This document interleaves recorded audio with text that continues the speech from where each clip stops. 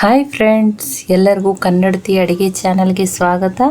ನವರಾತ್ರಿ ಸಮಯದಲ್ಲಿ ಉಪವಾಸ ಅಥವಾ ವ್ರತವಿರೋ ಟೈಮ್ದಲ್ಲಿ ಮಾಡ್ಕೊಂಡು ತಿನ್ನುವಂಥ ನಾನೊಂದು ಹೊಸ ರೆಸಿಪಿಯನ್ನು ಹೇಳ್ತಾ ಇದ್ದೀನಿ. ಇದು ಕ್ವಿಕ್ಕಾಗಿ ಈಸಿಯಾಗಿ ಮಾಡ್ಕೋಬೋದು ಮತ್ತು ತುಂಬಾ ಟೇಸ್ಟಿಯಾಗಿರುವಂಥ ರೆಸಿಪಿ. ಇದ್ರ ಜೊತೆನೇ ನಾನೊಂದು ಬೆಸ್ಟ್ ಕಾಂಬಿನೇಷನ್ ಅಂತ ರಾಯ್ತಾ ಕೂಡ ಮಾಡಿ ನಿಮಗೆ ತೋರಿಸ್ತಾ ಇದ್ದೀನಿ. ಇದನ್ನು ನಾನು ಡಿಫ್ರೆಂಟಾಗಿ ಯುನಿಕ್ ಸ್ಟೈಲಲ್ಲಿ ಮಾಡಿ ತೋರಿಸ್ತಾ ಇದ್ದೀನಿ. ಒಮ್ಮೆ ಇದನ್ನು ನೀವು ಖಂಡಿತ ಟ್ರೈ ಮಾಡಿರಿ.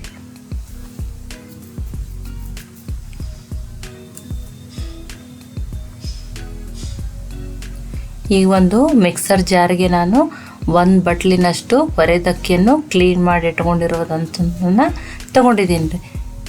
ಇದನ್ನು ನಾನು ಫೈನ್ ಪೌಡ್ರ್ ಆಗೋವರೆಗೂ ಗ್ರೈಂಡ್ ಮಾಡ್ತೀನಿ ರೀ.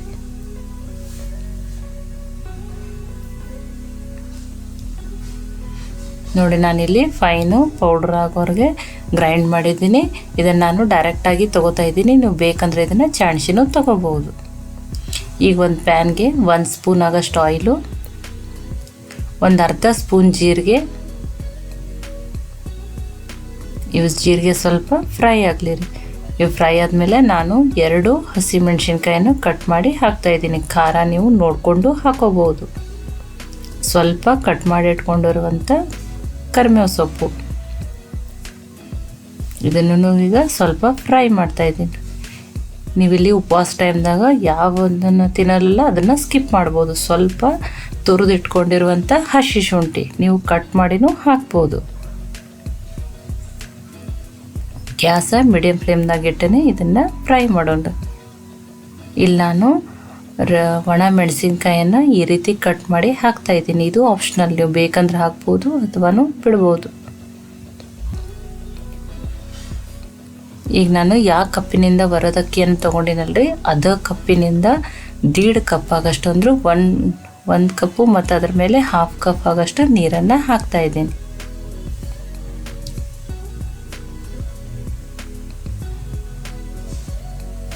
ಇಲ್ಲಿ ರುಚಿಗೆ ತಕ್ಕಷ್ಟು ಉಪ್ಪು, ನಾನು ವ್ರತವಿರುವ ಟೈಮ್ದಲ್ಲಿ ತಿನ್ನುವಂಥ ಶೇದರ್ಲಾನಿ ಉಪ್ಪನ್ನೇ ಹಾಕ್ತಾಯಿದ್ದೀನಿ.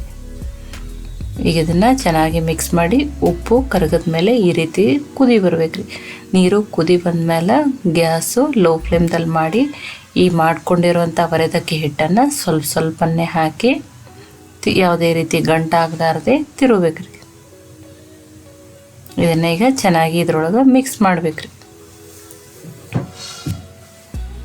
ನೋಡ್ರಿ, ಇದು ಕರೆಕ್ಟಾಗಿ ಮಿಕ್ಸ್ ಆಗಿದೆ. ನಾನಿಲ್ಲಿ 2 ಮೀಡಿಯಮ್ ಸೈಜ್ ಪೊಟ್ಯಾಟೋವನ್ನು ಬಾಯ್ಲ್ ಮಾಡಿ ಗ್ರೇಟ್ ಮಾಡಿ ಹಾಕ್ತಾಯಿದ್ದೀನಿ. ನೀವು ಸ್ಮ್ಯಾಶ್ ಮಾಡಿನೂ ಹಾಕ್ಬೋದು. ಈ ರೀತಿ ಪೊಟ್ಯಾಟೊ ಹಾಕೋದ್ರಿಂದ ಪರಾಟ ತುಂಬಾ ಸಾಫ್ಟ್ ಬರ್ತವೆ. ಇದನ್ನು ಈಗ ಇದ್ರೊಳಗೆ ಚೆನ್ನಾಗಿ ಮಿಕ್ಸ್ ಮಾಡ್ತೀನಿ. ಗ್ಯಾಸ ಲೋ ಫ್ಲೇಮ್ದಲ್ಲೇ ಇರಲಿ ರೀ. ಈಗಿದು ಕರೆಕ್ಟಾಗಿ ಮಿಕ್ಸ್ ಆಗ್ಯದ ರೀ. ಇದನ್ನು ನಾನು ಮುಚ್ಚಿ 5 ನಿಮಿಷ ಇಡ್ತಾಯಿದ್ದೀನಿ ಮತ್ತು ಗ್ಯಾಸನ್ನು ಆಫ್ ಮಾಡ್ತಾಯಿದ್ದೀನಿ. ನಾನೊಂದು ರಾಯ್ತಾ ಮಾಡಿ ತೋರಿಸ್ತೀನಿ ಅಂತ ಹೇಳಿನಲ್ರಿ, ಅದಕ್ಕೆ ನಾನೀಗ ಒಂದು ಮಿಕ್ಸರ್ ಜಾರ್ಗೆ 2 ಸ್ಪೂನ್ ಆಗಷ್ಟು ಹಸಿ ಶೇಂಗಾನ ತೊಗೋತಾಯಿದ್ದೀನಿ. ಇದನ್ನು ಹುರಿದಿಲ್ಲ, ನೀವು ಹುರಿದಿರೋ ಶೇಂಗಾನು ತೊಗೋಬೋದು. ಒಂದು ಅರ್ಧ ಸ್ಪೂನ್ ಆಗಷ್ಟು ಜೀರಿಗೆ. ಹಸಿ ಶೇಂಗಾ ಟೇಸ್ಟ್ ಇದರಲ್ಲಿ ಚೆನ್ನಾಗಿ ಕೊಡ್ತದೆ ರೀ. 1 ಹಸಿಮೆಣ್ಸಿನ್ಕಾಯಿ, ಖಾರ ನೀವು ನೋಡಿಕೊಂಡು ಹಾಕ್ಬೋದು. ಇದನ್ನು ನಾನು ತರಿಯಾಗಿಯೇ ಗ್ರೈಂಡ್ ಮಾಡ್ತೀನಿ ರೀ. ಇದನ್ನು ಫೈನ ಪೌಡ್ರು ಮಾಡಲ್ರಿ.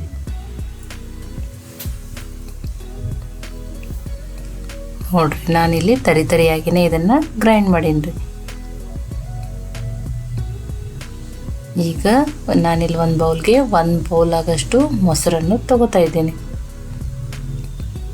ಇದನ್ನು ಇದರಲ್ಲೇ ಬೀಟ್ ಮಾಡ್ತಾ ಇದ್ದೀನಿ ರೀ. ನೀವು ಇದನ್ನು ಕಡಗೊಲ್ಲೇನೂ ಮಾಡ್ಬೋದು ರೀ. ಇಲ್ಲಿನೂ ರುಚಿಗೆ ತಕ್ಕಷ್ಟು ಉಪ್ಪು, ನಾನು ಎಲ್ಲ ಕಡೆನೂ ಇಲ್ಲಿ ಉಪವಾಸದ ಉಪ್ಪನ್ನೇ ಹಾಕೀನಿ ರೀ. ಅರ್ಧ ಸ್ಪೂನ್ ಆಗಷ್ಟು ಜೀರಿಗೆ ಪುಡಿ. ಈಗ ಮಾಡ್ಕೊಂಡಿರುವಂಥ ಈ ಶೇಂಗಾವನ್ನು ಪುಡಿಯನ್ನು ಹಾಕ್ತಾಯಿದ್ದೀನಿ.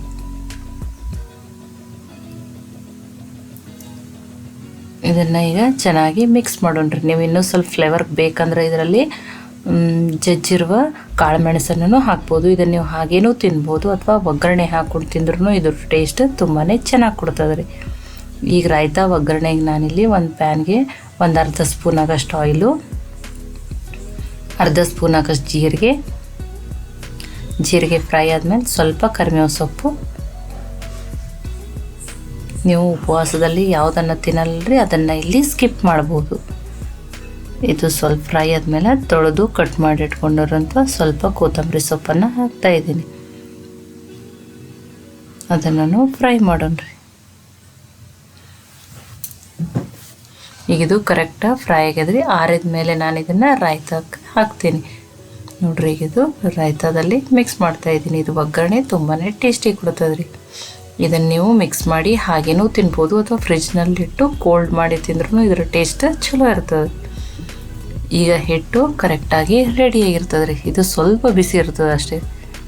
ಇದನ್ನು ನಾನು ಒಂದು ಸ್ವಲ್ಪ ಇಲ್ಲಿ ತೊಳೆದು ಕಟ್ ಮಾಡಿ ಇಟ್ಕೊಂಡಿರೋಂಥ ಕೊತ್ತಂಬರಿ ಸೊಪ್ಪನ್ನು ಹಾಕಿ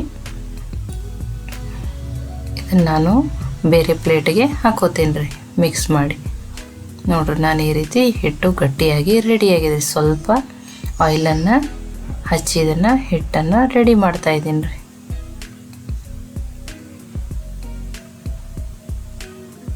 ಈಗ ನೋಡಿದ್ರಲ್ಲ, ಸ್ವಲ್ಪ ಭಾಗವನ್ನು ತಗೊಂಡು ನಿಮ್ಗೆ ಯಾವ ಸೈಜ್ ಬೇಕೋ ಆ ಸೈಜದ್ದು ತಗೋಬೋದು ರೀ. ಕೈಗೆ ಸ್ವಲ್ಪ ಎಣ್ಣೆನ ಹಚ್ಕೊಂಡು ಈ ರೀತಿ ಹಿಟ್ಟನ್ನು ಚಪಾತಿ ಹಿಟ್ಟಿನಷ್ಟು ತೊಗೊಂಡು ರೆಡಿ. ಇದನ್ನು ನಾನಿಲ್ಲಿ ಒರೆದಕ್ಕಿ ಹಿಟ್ಟನ್ನೇ ತೊಗೊಂಡಿದ್ದೀನಿ ರೀ. ಈ ರೀತಿ ಒರೆದಕ್ಕಿ ಹಿಟ್ಟನ್ನು ಹಚ್ಚಿ ಇದನ್ನು ಈಗ ಲಟ್ಟಿಸ್ತೀನಿ ರೀ.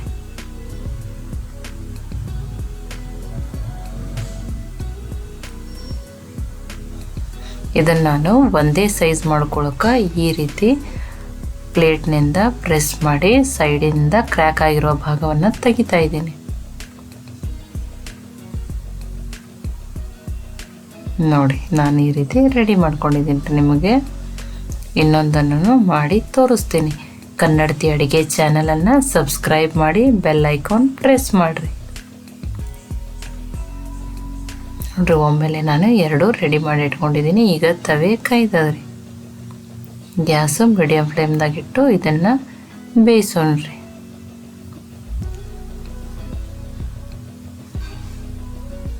ಇದಕ್ಕೆ ನಾನಿಲ್ಲಿ ಒಂದು ಸ್ವಲ್ಪ ಆಯಿಲನ್ನು ಹಚ್ತಾ ಇದ್ದೀನಿ. ನೀವು ತುಪ್ಪನೂ ಹಚ್ಬೋದು, ತುಪ್ಪ ಹಚ್ಚಿನೂ ಬೇಯಿಸ್ಬೋದು. ಅವಾಗೂ ಅದ್ರ ಟೇಸ್ಟ್ ತುಂಬಾ ಚೆನ್ನಾಗಿ ಕೊಡ್ತದೆ ರೀ. ಇದು ಮೇಲೆ ಲೇಯರ ಕ್ರಿಸ್ಪಿ ಆಗಿರ್ತದೆ ರೀ. ಒಳಗೆ ಪೊಟ್ಯಾಟೊ ಹಾಕಿರೋದ್ರಿಂದ ಸಾಫ್ಟ್ನೂ ಬರ್ತದೆ ರೀ. ನೋಡ್ರಿ, ಈ ರೀತಿ ಕ್ರಿಸ್ಪಿಯಾಗಿ ಒಳಗಡೆ ಸಾಫ್ಟ್ ಆಗಿರ್ತದೆ ರೀ.